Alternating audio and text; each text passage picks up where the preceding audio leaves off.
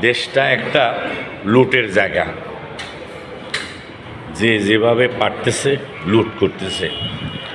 কেউ রাজনৈতিক পরিচয়ে লুট করতেছে, কেউ সরকারি চাকরিজীবীর পরিচয়ে লুট করতেছে, কেউ অন্যান্য বিভিন্ন শ্রেণী পেশার পরিচয়ে লুট করতেছে। যে যেভাবে পারে দেশের সম্পদ লুটেপুটে খাচ্ছে।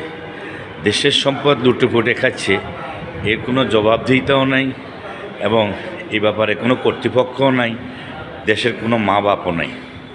যে যেভাবে পারতেছে সে সেভাবে আচরণ করতেছে, যে যেভাবে পারতেছে সে সেভাবে কথাবার্তা বলতেছে, যে যেভাবে পারতেছে সে দেশের সম্পদ লুটেপুটে খাচ্ছে।